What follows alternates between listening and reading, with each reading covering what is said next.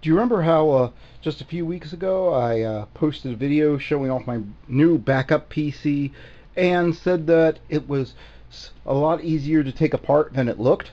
Well, today we're really going to be putting those words to the test because, thanks to a friendly seller on eBay, for $8 I got, ta-da!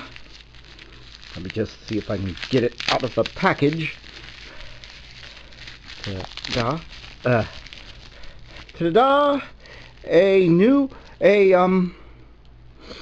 gigahertz processor for this model of computer. So I'm going to be taking it apart and putting in the new processor. Now, as you can see, here's the heating unit for the processor, and it has some instructions here. Let's see how we do this.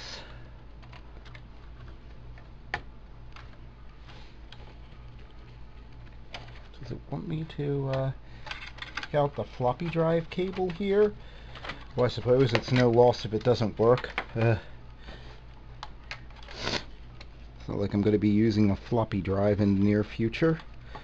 Okay, now how do I get this out?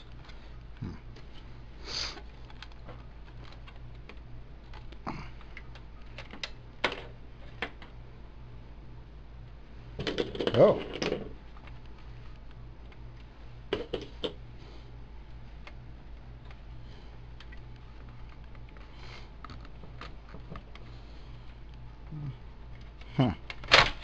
Ah, I see. It just slides out. Okay. Yeah. As you can see, these pieces are sliding out fairly simply, actually. And now it wants me to...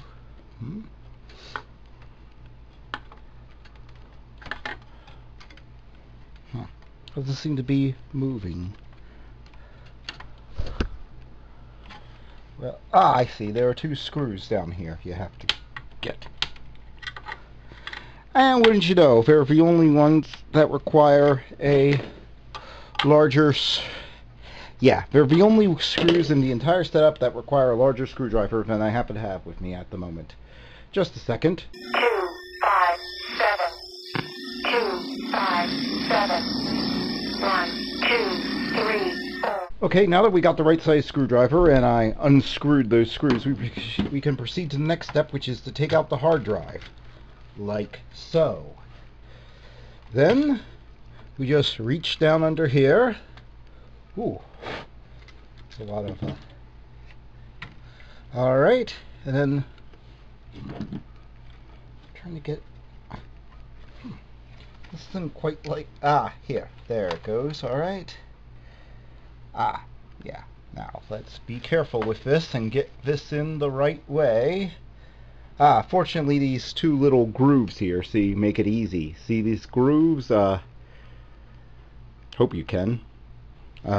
They make it easy to tell. So this is the easiest to install processor I've ever had, if you ignore moving everything in the bloody computer. To get it done. Yeah, that just went in there. We'll see if it works later on, but now it seems to be.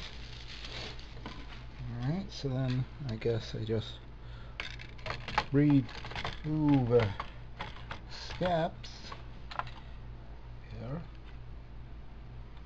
Where did this come from? Oh, it's just a PC speaker. Alright, but where was it? Oh, I guess it was right up in here somewhere? It just sort of fell out when I there, it went back in easily. Okay, so I just have to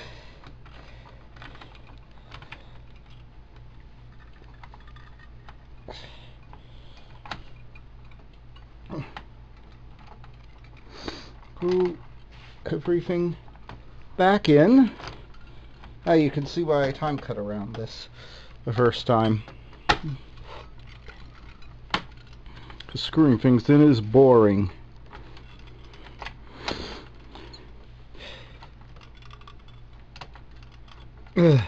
You know what isn't boring?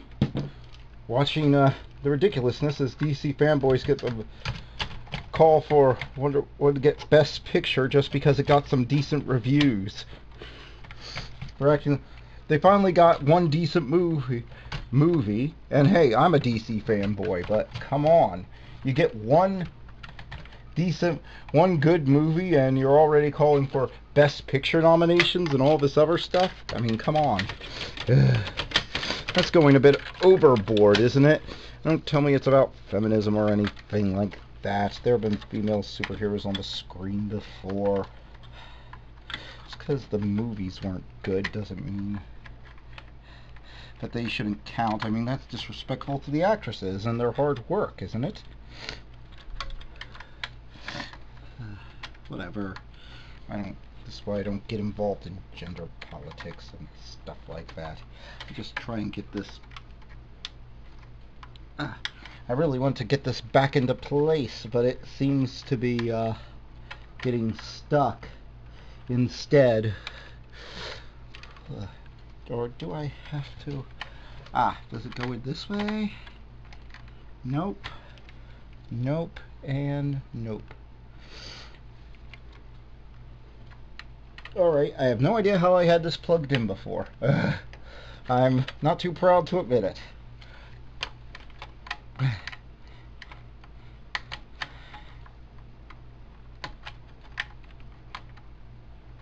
Oh well.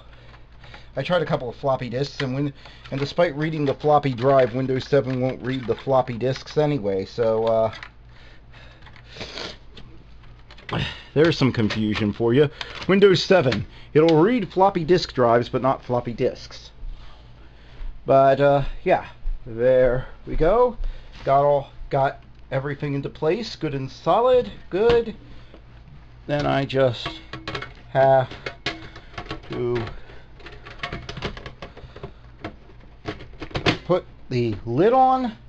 These are stickers from my old one, from the 7PC that go with the hard drive I have in there, and hook it all back up and hope it works. Let's cross our fingers and hope to luck. Wish me luck.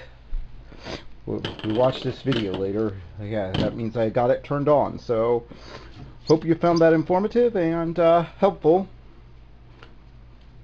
Goodbye. 257 257 1 2